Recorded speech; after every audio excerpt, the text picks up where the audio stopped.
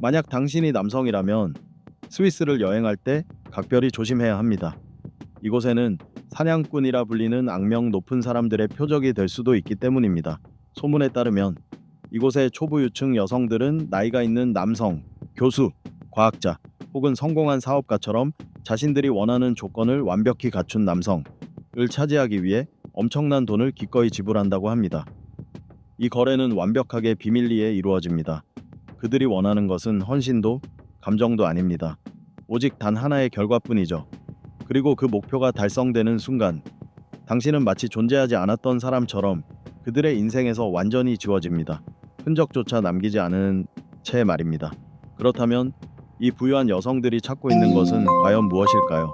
그 어두운 비밀이 곧 드러납니다. 이제 저와 함께 아름다움 속의 섬뜩한 비밀을 품은 스위스를 탐험하며 진실을 파헤쳐 봅시다. 하지만 잊지 마세요. 당신이 남성이라면 발걸음을 아주 조심스럽게 옮겨야 합니다. 17번. 알프스에서의 나체 금지. 스위스는 여러 면에서 꽤 자유로운 나라처럼 보일 수 있습니다.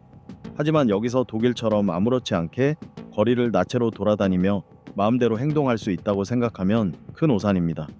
특히 알프스에서는 나체가 단순히 이상하게 여겨지는 정도가 아니라 심각한 문화적 결례로 간주됩니다.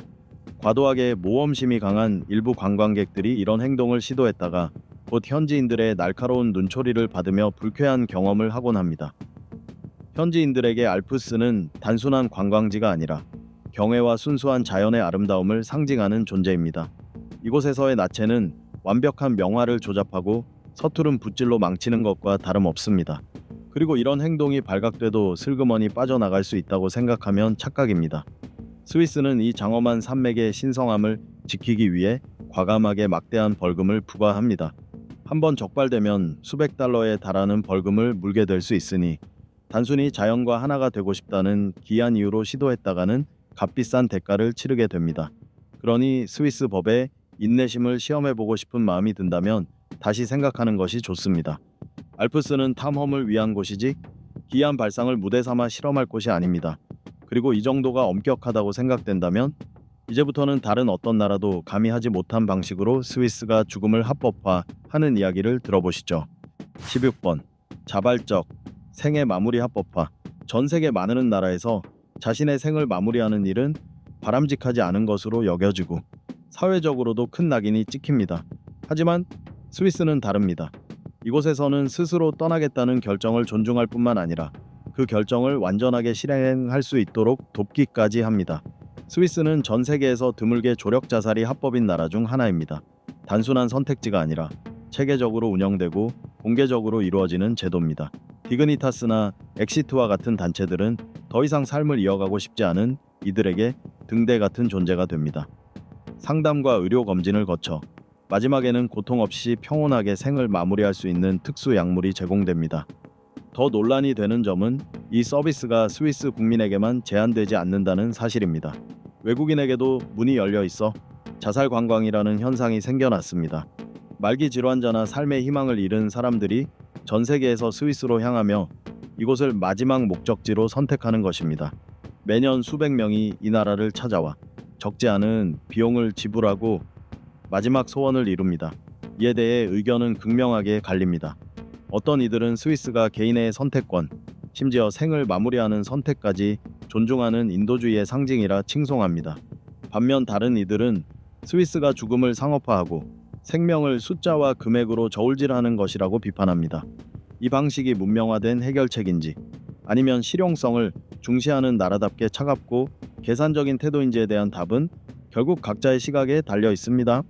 15번. 의외로 비싼 패스트푸드. 미국이나 프랑스 혹은 유럽 곳곳에서는 값싸고 간편한 식사를 제공하는 패스트푸드점이 거리마다 넘쳐납니다. 하지만 스위스에서는 이야기가 완전히 달라집니다. 이곳에서는 패스트푸드 한 끼 값이 고급 레스토랑 식사 가격만큼 나올 수 있습니다. 상상해 보십시오. 간단히 빅맥을 먹으려고 맥도날드에 들어갔습니다. 저렴하고 빠른 한 끼를 기대했는데 계산서를 받아보니 빅맥 하나에 무려 5달러에 육박합니다. 생활비가 세계 최고 수준인 스위스에서는 흔한 패스트푸드조차도 사기 전에 한 번 더 고민하게 되는 사치품이 되어버린 것입니다. 이는 패스트푸드만의 문제가 아닙니다.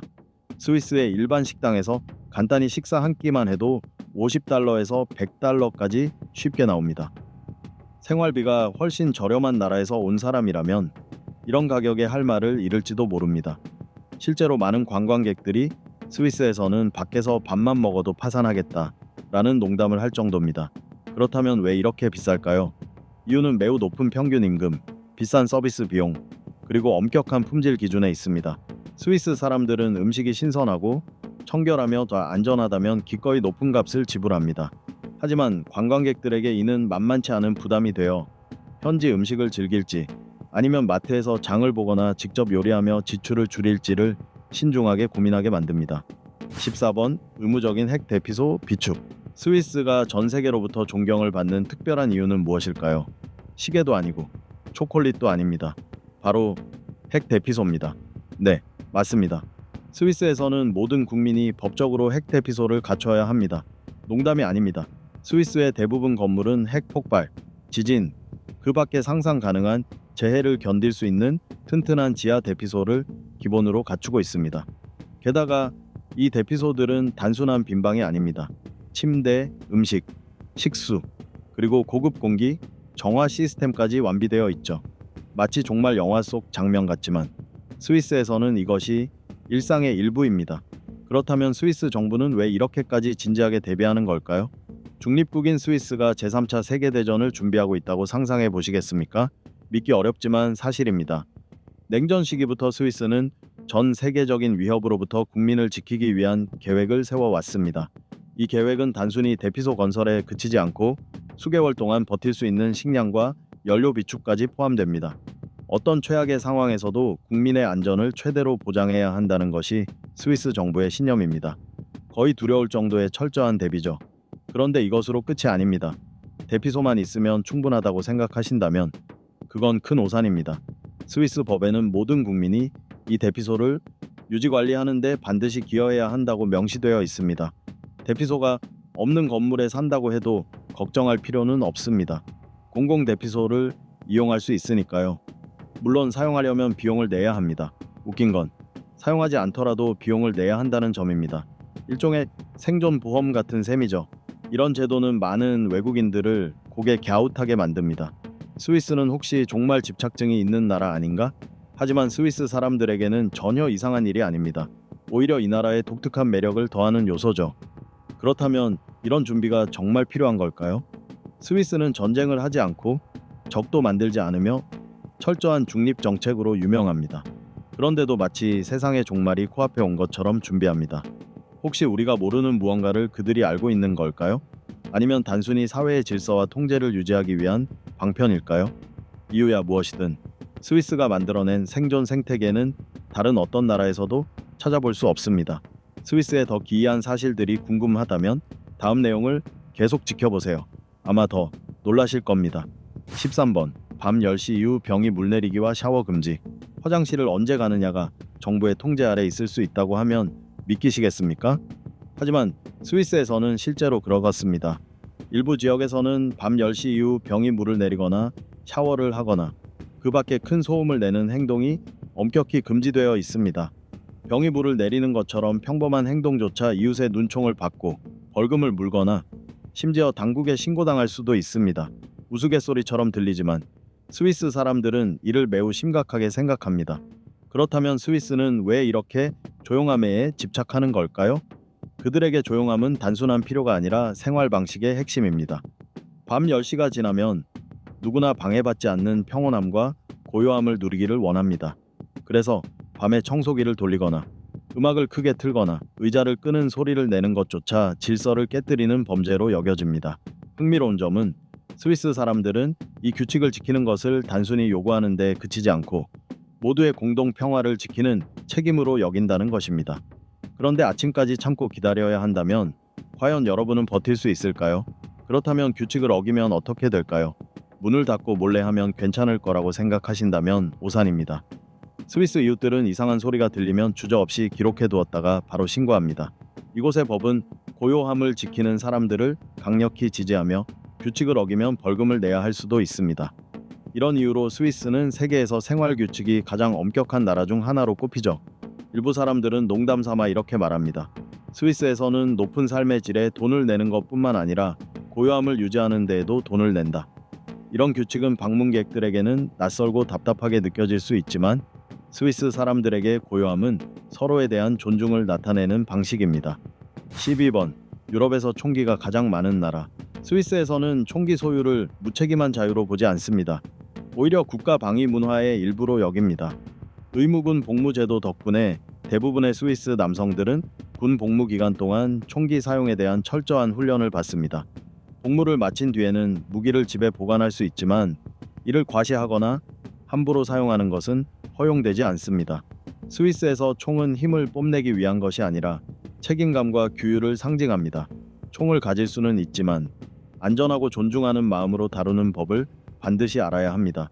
그렇다면 왜 스위스는 총기 보유율이 높음에도 불구하고 다른 나라처럼 폭력의 악순환에 빠지지 않을까요? 이유는 간단합니다. 이곳의 법이 매우 엄격하기 때문입니다. 총기를 소유하려면 심리 검사와 신원 조회를 통과해야 하고 무기를 소유할 정당한 사유를 증명해야 합니다. 탄약을 구입하는 것도 쉽지 않습니다. 사용 목적을 명확히 밝혀야 하며 구입할 수 있는 양도 엄격히 제한됩니다. 총을 들고 아무렇게나 거리를 다니거나 장난감처럼 사용하는 일은 절대 있을 수 없습니다. 가장 큰 차이를 만드는 것은 공동체 의식입니다. 스위스 사람들은 총을 분쟁 해결이나 권력 과시의 도구로 보지 않습니다. 오히려 나라를 지키는 책임과 직결된 국가적 의무로 인식합니다. 법을 존중하는 문화와 어린 시절부터 받는 교육이 결합해 무기 오남용이 초래할 심각한 결과를 깊이 이해하게 됩니다. 그래서 스위스에서는 총은 많아도 폭력은 드물게 발생합니다. 우리가 스위스로부터 배울 점은 무엇일까요? 많은 총기를 보유하고도 질서와 안전을 유지하는 나라에는 분명 배울 만한 가치가 있습니다.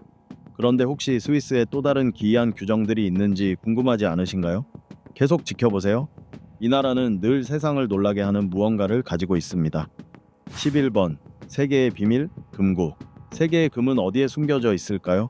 영화 속처럼 화려한 궁전이나 거대한 금괴에 있는 것이 아니라 스위스의 깊은 지하 비밀 금괴에 보관되어 있습니다. 스위스는 세계의 금고 은행이라 불리며 억만장자, 대형 은행, 심지어 세계 각국 정부까지 가장 귀중한 자산을 맡기는 곳입니다. 믿기 어렵겠지만 전 세계 금의 70% 이상이 바로 이곳에 보관되어 있습니다. 이 금고들은 뚫을 수 없을 만큼 철통같이 보호되며 정확한 위치는 철저히 비밀에 붙여져 있습니다. 왜 하필 스위스일까요?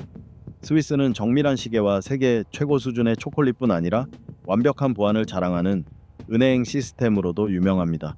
수세기 동안 전쟁에서의 중립성과 고객 정보 보호를 위한 엄격한 법률 덕분에 스위스는 자산을 보관하기 가장 안전한 나라로 명성을 쌓아왔습니다.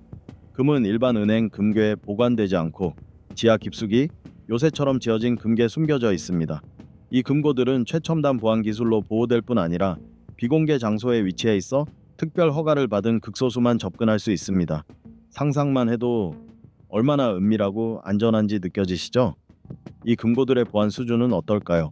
지금까지 들어본 가장 첨단의 보안 시스템을 생각해 보시면 됩니다.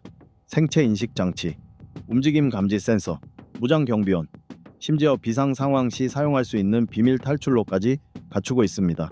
하지만 이게 전부가 아닙니다. 금고는 지진, 폭탄, 그리고 대규모 자연재해에도 견딜 수 있도록 지하 깊숙이 건설되었습니다. 그렇습니다. 이곳은 단순히 금을 보관하는 금고가 아니라 보안 건축의 걸작입니다. 이 금고들의 정확한 위치를 아는 사람은 아무도 없습니다. 스위스 은행과 정부는 그 위치를 철저히 비밀에 붙이며 수많은 소문에도 불구하고 공식적으로 확인된 정보는 단 한 번도 없습니다. 이러한 비밀스러움이 오히려 매력을 더합니다.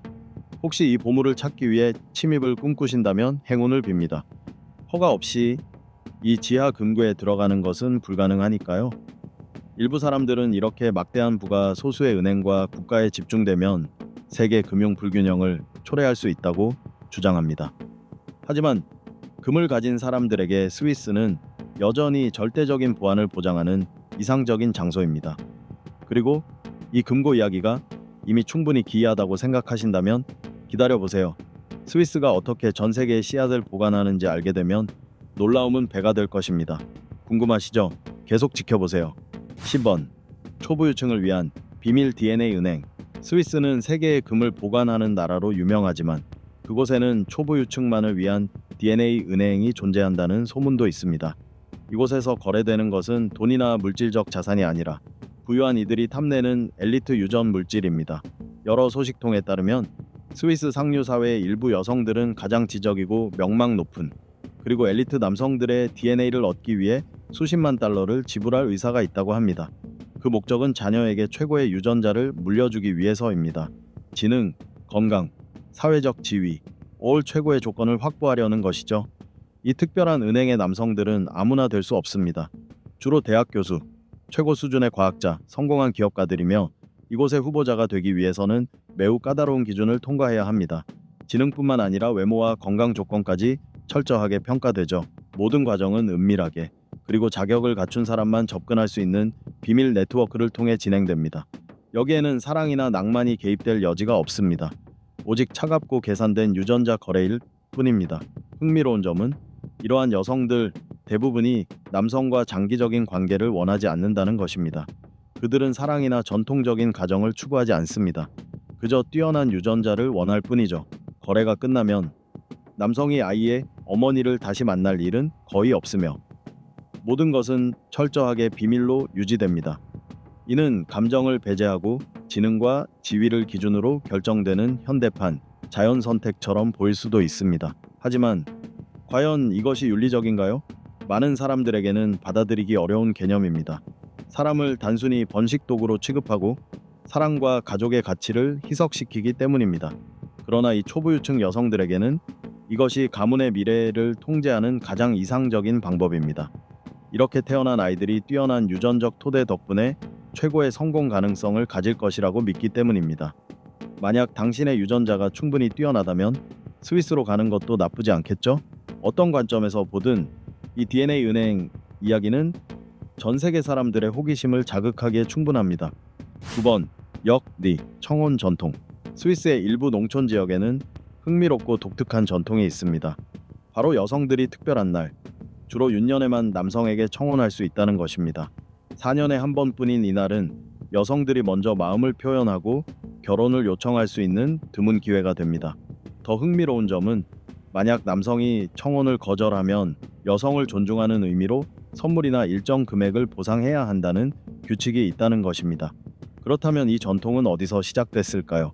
정확한 시기와 이유는 알 수 없지만 여성들이 연애에서 주도권을 가질 수 없었던 고대 유럽의 관습에서 비롯된 것으로 추정됩니다. 매해에 한 번 돌아오는 윤년은 특별한 날로 여겨졌고 이를 사회 규범을 깨는 상징으로 삼아 여성들이 사랑에서 주도권을 잡을 수 있게 했던 것이죠. 옛 사회에서 잠시나마 성별 간 권력을 균형 있게 맞추는 장치였다고 할 수 있습니다. 그렇다면 남성이 거절하면 어떻게 될까요? 관습에 따르면 남성이 청혼을 받아들이지 않으면 여성에게 예쁜 드레스나 장갑 또는 값비싼 장신구 같은 선물을 줘야 합니다. 이는 여성의 실망을 덜어줄 뿐 아니라 그녀의 용기와 감정을 존중한다는 의미이기도 합니다. 일부 지역에서는 상징적인 금액을 미안하다는 뜻으로 지급하기도 합니다. 꽤 흥미롭지 않나요? 오늘날에도 이 전통이 남아 있을까요? 요즘 여성들은 자유롭게 마음을 표현하고 배우자를 선택할 수 있지만 일부 농촌 지역에서는 여전히 윤년마다 축제와 함께 가볍고 유쾌한 의식으로 이 전통을 이어가고 있습니다. 이 전통은 단순히 독특한 문화적 특징에 그치지 않고 사랑이 경직된 사회 규범에 얽매여서는 안 된다는 메시지를 전합니다. 여성들이 자신감 있게 사랑을 표현하도록 격려하고 남성들에게는 어떤 상황에서도 사랑은 소중히 여겨야 한다는 사실을 일깨워 주는 것이죠. 8번 특별한 결혼 풍습, 결혼 전 재정 합의서. 스위스에서는 혼전 계약서가 단순한 법적 절차를 넘어 실용성이 가득한 현대적 전통으로 여겨집니다. 결혼을 현실적으로 바라보는 스위스 사람들은 결혼을 단순히 사랑의 결합이 아니라 재정적, 상호적 책임의 결합으로 생각합니다. 따라서 결혼 전 명확한 재정 합의서를 작성하는 것은 공정성과 투명성을 보장하고 미래에 예기치 못한 상황에 대비하는 방법으로 여겨집니다. 규율과 명확함이 삶의 모든 영역에서 중시되는 나라답게 결혼 전에 재정 합의를 하는 것은 훗날 발생할 수 있는 분쟁을 예방하는 실질적인 조치로 인정받습니다. 이는 이혼 시 양측의 권익을 보호할 뿐 아니라 결혼 생활을 시작하기 전 서로의 재정 상황을 더 잘 이해하는 데에도 도움이 됩니다. 이러한 절차는 불신의 표현이 아니라 결혼의 든든한 기반을 마련하기 위한 과정입니다. 대부분의 경우 부부는 자산 분할 방식, 상속권, 부채, 공동투자 등에 대해 미리 합의합니다. 특히 많은 재산을 보유하거나 사업체를 운영하는 사람들에게는 개인 자산을 보호하고 향후 법적 분쟁을 예방하기 위해 더욱 중요합니다. 합의서에는 자녀 양육 방식이나 가족에 대한 재정적 책임과 같은 조항이 포함될 수도 있습니다. 일부 사람들에게 결혼 전에 계약서를 쓰는 발상은 사랑을 지나치게 현실적으로 만드는 것처럼 보일 수 있습니다. 그러나 스위스에서는 이것이 성숙하고 책임 있는 행동으로 여겨집니다.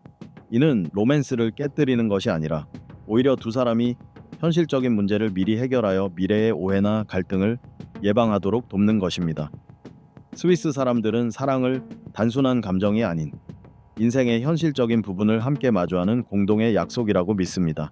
여러분은 이 풍습에 대해 어떻게 생각하시나요? 댓글로 의견을 남겨주세요. 7번. 동물에게도 변호사가 있다. 맞습니다. 스위스는 한때 전 세계에서 유일하게 동물의 권리를 변호하는 변호사 제도를 시행한 나라였습니다.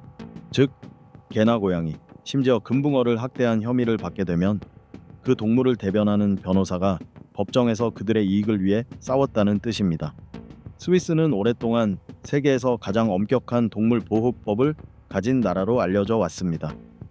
이곳 사람들은 동물을 단순한 재산이 아닌 감정을 지닌 살아있는 존재로 인식하며 공정하고 존중받을 권리가 있다고 믿습니다. 따라서 학대받은 동물을 대신해 변호사를 지정하는 것은 그들의 권리를 보장하기 위한 중요한 조치였습니다. 그렇다면 동물 변호사의 역할은 무엇일까요? 그들은 증거를 수집하고 법정에서 변론하며 스스로 말할 수 없는 동물들이 법 체계 속에서 목소리를 낼 수 있도록 보장합니다. 예를 들어 개주인이 반려견을 학대한 혐의를 받는다면 동물 변호사는 학대 증거를 제시하고 주인에게 적절한 처벌을 요구하며 동물이 더 안전한 환경에서 보호받을 수 있도록 조치합니다.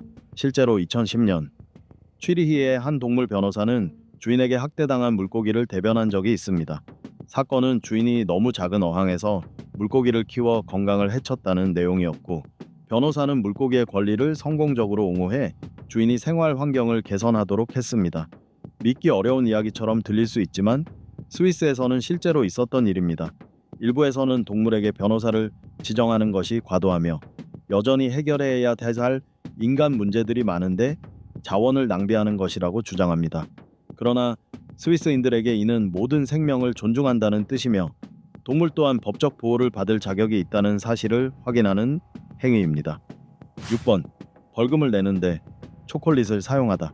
스위스 역사에는 초콜릿이 귀중한 화폐로 여겨지던 시기가 있었습니다.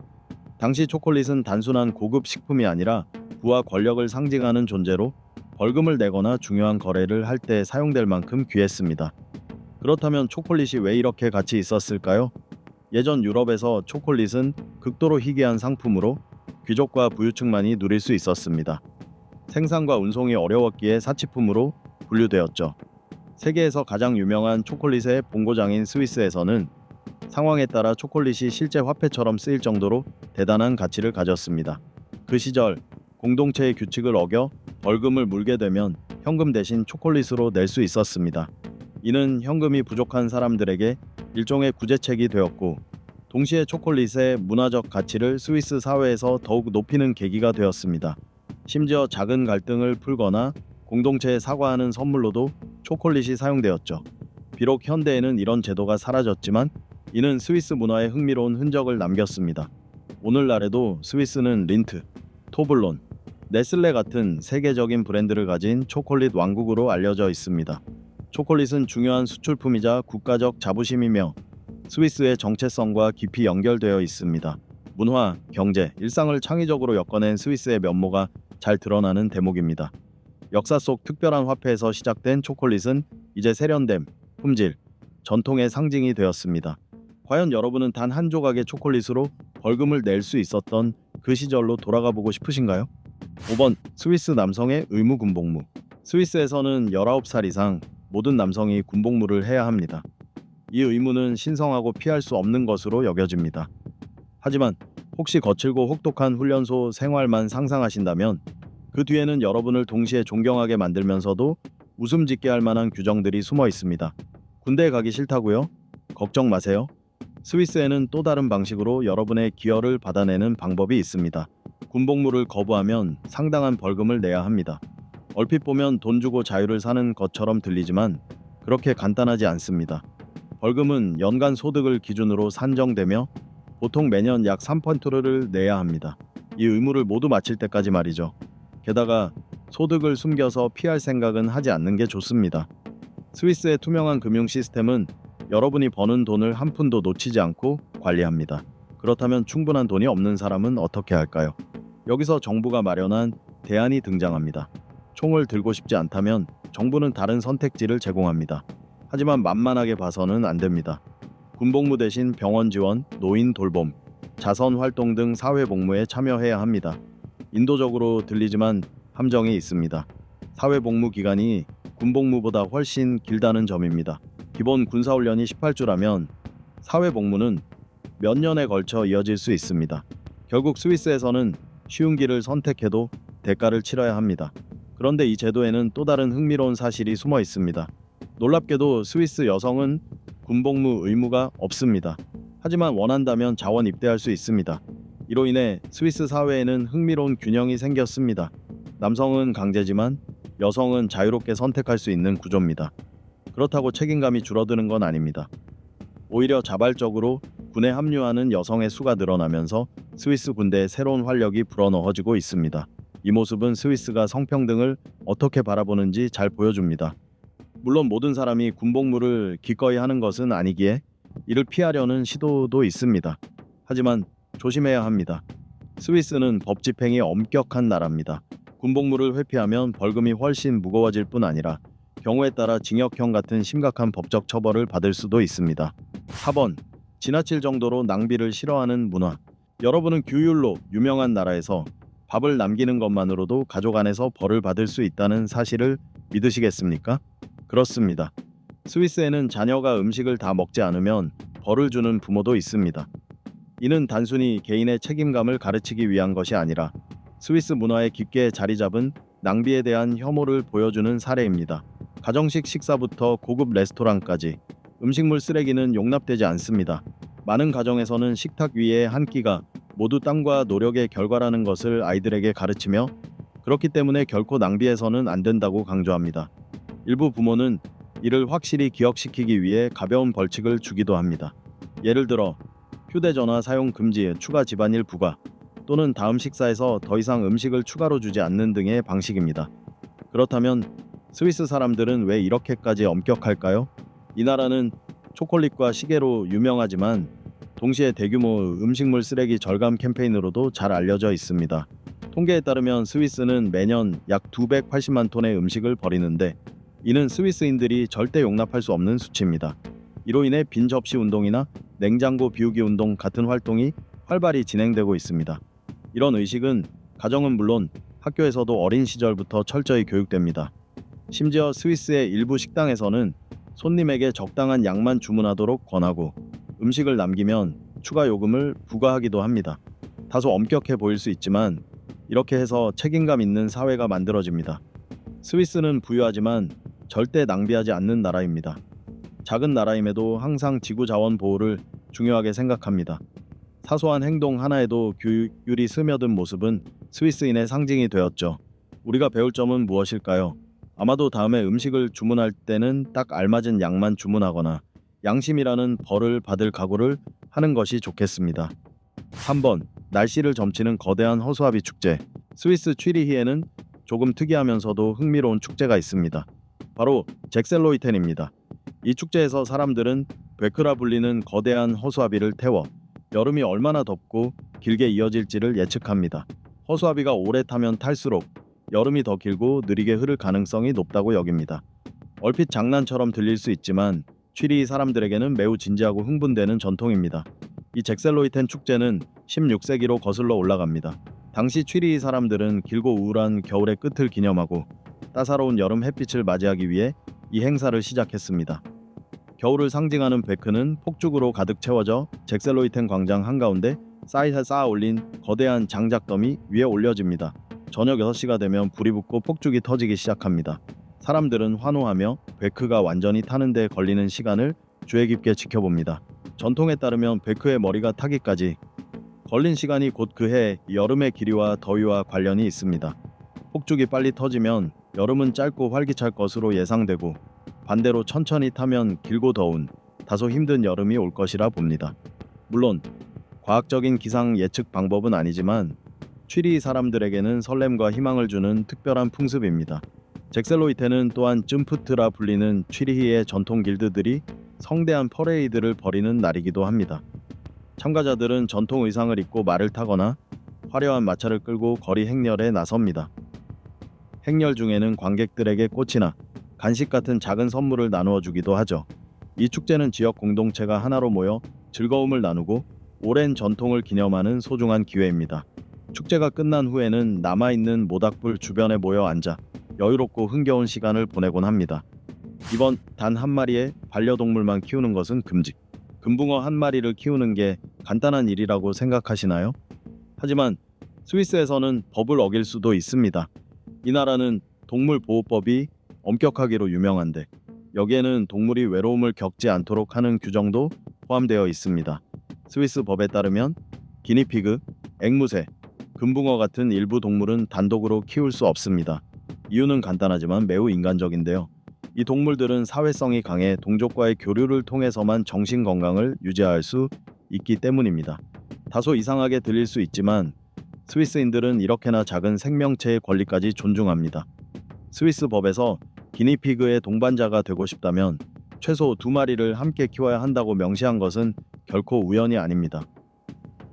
기니피그는 사회성이 강한 동물이라 동족과 떨어지면 스트레스를 받거나 심리적으로 문제가 생길 수 있습니다.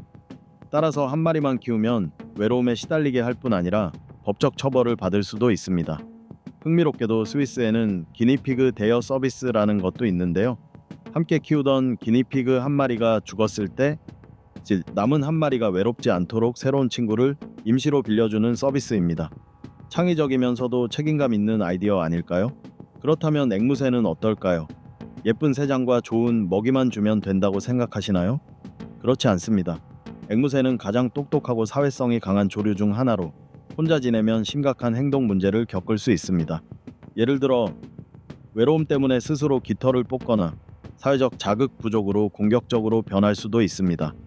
스위스에서는 이를 동물 학대의 한 형태로 간주합니다. 따라서 앵무새를 키우려면 반드시 또 다른 친구를 함께 맞이해야 합니다. 이렇게 하면 법을 지킬 수 있을 뿐 아니라 반려 앵무새에게도 훨씬 좋은 환경을 만들어줄 수 있습니다. 심지어 금붕어도 혼자 살 수 없습니다. 금붕어가 외로움을 느낀다고 생각해 본 적 있으신가요? 스위스인들은 그렇게 생각합니다. 그들은 금붕어 역시 사회적 성향이 있으며 동족이 있어야 안정감을 느낀다고 믿습니다. 작은 어항에서 홀로 지내는 것은 금붕어에게 스트레스를 줄 수 있으며 이는 겉으로 보기에는 잘 드러나지 않을 수 있습니다. 그래서 법에서는 한 어항에 최소 2마리 이상의 금붕어를 함께 키워야 한다고 규정하고 있습니다. 그리고 단순히 마리수만이 아니라 어항 크기, 수질, 조명에 관한 세부 규정까지 존재합니다. 스위스에서는 물고기를 키우는 일조차 존중의 예술인 셈이죠. 스위스의 동물보호법은 단순히 학대를 방지하는 데 그치지 않고 각 동물종의 자연적 필요를 충족하는 데 초점을 맞춥니다. 크든 작든 모든 동물을 감정이 있는 존재로 여기며 인간의 소유물이 아닌 독립적인 생명으로 존중합니다. 사회성이 필요한 동물을 혼자 키우는 것을 금지하는 것부터 개를 장시간 묶어두는 행위나 소를 우리 안에 가만히 세워두는 행위까지 모두 규제하고 있습니다. 심지어 동물을 위해 법정에서 변호하는 전문 변호사까지 있을 정도입니다. 1번 여성 참정권은 1971년에야 획득. 진보적인 나라로 알려진 스위스에서 여성들이 참정권을 얻은 시기는 1901년입니다. 경제, 과학, 생활 수준에서 놀라운 성과를 이루었음에도 불구하고 스위스는 여성에게 투표권을 부여한 세계 선진국 중 가장 늦은 나라 중 하나였습니다. 이 사실은 많은 사람을 놀라게 했을 뿐 아니라 스위스 역사에서 보수와 진보의 가치관이 깊게 충돌했던 논쟁적인 시기를 보여줍니다. 다른 나라들과 마찬가지로 스위스 여성의 평등을 향한 투쟁은 수십 년 동안 이어졌습니다. 강인한 여성들은 거리로 나서 끊임없이 시위하며 정당한 권리를 요구했고 국제사회의 압력도 크게 작용했습니다. 민주주의를 자랑하는 중립국 스위스는 이 문제에서의 지원으로 많은 비판을 받았습니다. 마침내 1971년 전국 국민투표에서 스위스 남성의 61.7%가 여성 참정권 부여에 찬성표를 던졌습니다. 늦게 이루어진 승리였지만 그 의미는 결코 작지 않았습니다. 그러나 참정권이 곧바로 완전한 평등을 가져다 주었을까요? 물론 아닙니다. 여성들이 투표권을 얻은 뒤에도 정치와 사회 참여에는 여전히 많은 장벽이 존재했습니다. 스위스에서 첫 여성 장관이 등장한 것은 1984년이었고 오늘날에도 남녀 임금 격차나 여성 지도자의 비율 등 성평등 문제는 여전히 중요한 화두로 남아 있습니다. 이렇게 평화로운 외면 뒤에 숨겨진 스위스의 놀랍고 때로는 기이한 사실들을 살펴보았습니다. 혹시 오늘 이야기가 여러분을 놀라게 했다면 아래 댓글로 생각을 나눠주세요. 좋아요와 구독, 알림 설정을 잊지 마시고 앞으로도 흥미로운 콘텐츠를 놓치지 마세요. 시청해 주셔서 감사합니다. 다음 영상에서 또 만나요. 그리고 기억하세요. 여러분이 남성이라면 스위스에서는 항상 조심하시길. 안녕히 계세요.